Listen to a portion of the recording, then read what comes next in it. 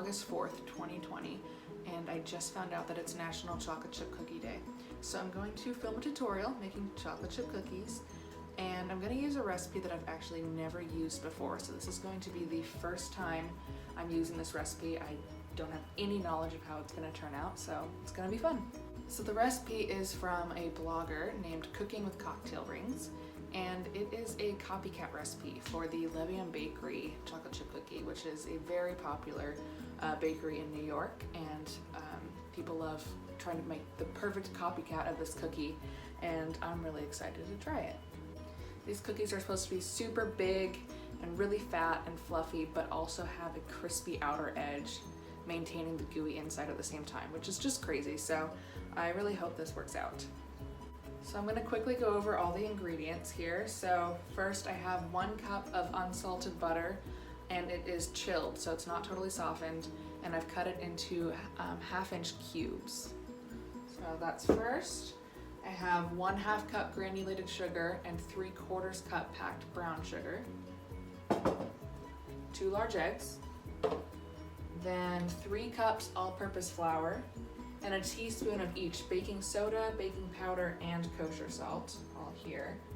2 cups of chocolate chips, and 2 cups of walnut halves.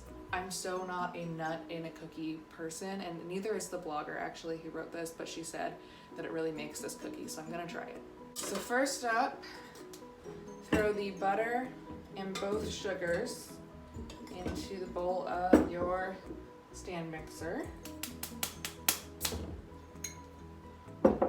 And we'll cream those on medium speed for 2 minutes until they're fluffy.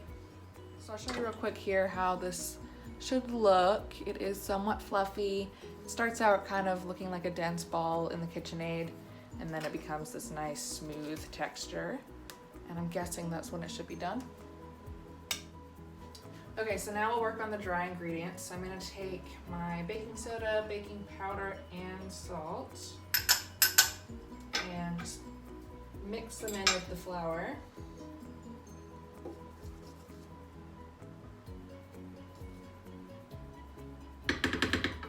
Then the recipe calls for it all to be sifted, so I'm guessing it needs to be super fine.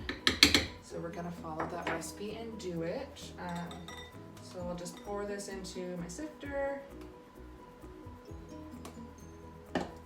half at a time, fits with mine, and just knock it into this mixing bowl.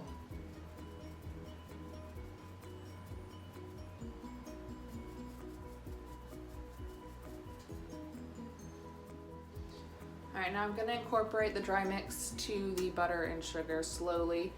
I don't know if you have ever tried to put the flour mix in while the KitchenAid is going and had it all just kind of fly up all over your kitchen.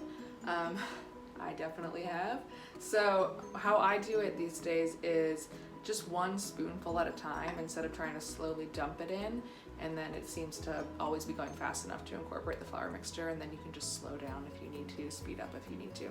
So I put it on low, 1 spoonful at a time, and I'll keep doing this until it's all incorporated. Okay, so now it's all incorporated. I'm at kind of like a coarse crumb stage, instead of it being like a dough ball, which it usually is when you make chocolate chip cookies. I don't know if I should keep it on the mixer or if I should just put the eggs in now. I'm gonna go with the eggs in now and see what happens. So with eggs, you always want to add 1 at a time. So I've just put my first egg in, and I'm gonna put the mixer on until it's incorporated completely before I put in the next egg. So even after that first egg addition, you can see that my dough's coming together pretty well. So I think this was the right way to go. Okay, it worked. It's totally cookie dough now, so all is well. First I'm gonna add the walnuts. I'm guessing they incorporate better on their own before the chocolate chips, so mix those in.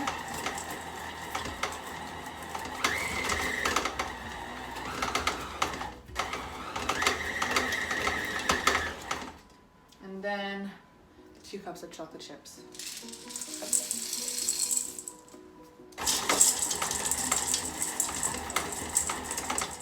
Okay, there it cookie dough. So this recipe calls for a double layer of cookie sheets. This is to help from the bottoms burning and letting the tops crisp, according to our blogger. So we're gonna do that. The oven is at 400 degrees, a little high for a cookie temperature, but these are gonna be so big, so I'm sure it is totally necessary. She says to make these about the size of a tennis ball.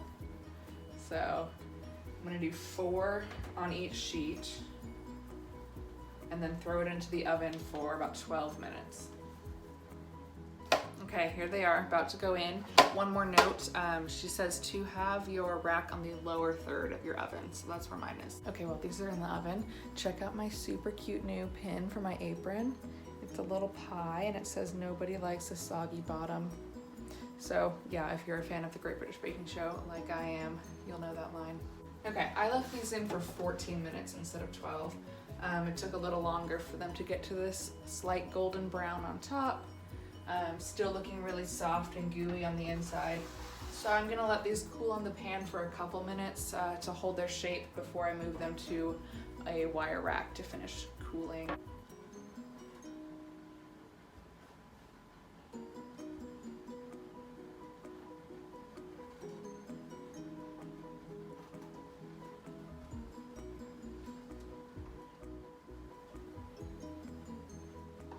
So my second batch was a little bit quicker actually in the oven, so these ones probably could have been 12. I took them out at 13 and they're much more browned than the first batch. But on the bright side, my first batch is ready to eat, so I'm gonna preemptively say thank you to Cooking with Cocktail Rings for this recipe, so I don't say it with my mouth full. Here. Oh my gosh.